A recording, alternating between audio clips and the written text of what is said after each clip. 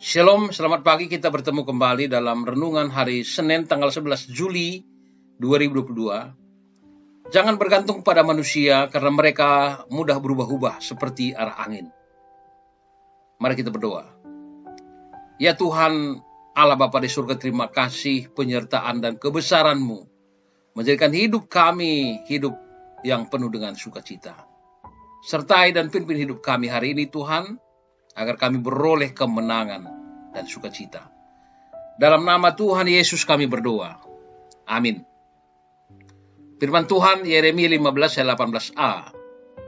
Mengapa penderitaanku tidak berkesudahan dan lukaku sangat payah, sukar disembuhkan?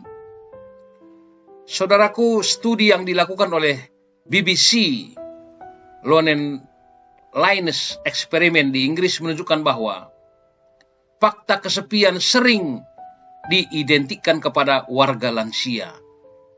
Namun temuan riset ini malah memaparkan 40% responden yang mengaku kesepian ada di kelompok usia 16-24 tahun. Angka ini jauh lebih tinggi ketimbang para lansia yang ada di angka 27%. Meskipun masa muda memang adalah waktu penuh kebebasan dan petualangan, tetapi tak dipungkiri banyak transisi terjadi di masa ini. Merantau, memulai kuliah, meraih pekerjaan baru, akan mencabut kita dari pertemanan yang dibangun selama masa-masa kita tumbuh besar.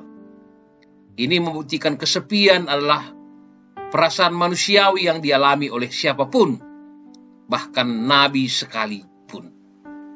Dalam kisah Yeremia, di saat kesepiannya, dia mengutarakan segenap perasaannya kepada Allah. Apa yang dia luapkan merupakan perasaan campur aduk. Satu sisi dia mengeluh, tapi dia tidak melupakan kebaikan Allah. Kesepian Nabi Yeremia karena dimusuhi oleh seisi bangsa, sehingga tidak ada lagi yang mau dekat dengan dirinya. Tapi dia tidak pernah kehilangan sosok teman sejati, yakni Allah sendiri. Saudaraku dalam nama Tuhan, kesepian memang tidak terelakkan karena kejatuhan manusia dalam dosa yang telah menghancurkan persekutuan dengan Allah. Namun kabar baiknya adalah Allah tidak membiarkan keterpisahan itu. Dia hadir dalam rupa manusia untuk memulihkan kembali relasi yang hilang dengan anak-anaknya. Selagi kita masih hidup dalam tubuh fana ini, kita tak bisa 100% tak pernah merasa sepi. Namun janji dan kebenaran firman Tuhan menguatkan dan memampukan kita untuk menghidupi hari-hari yang sepi dengan cara-cara kreatif.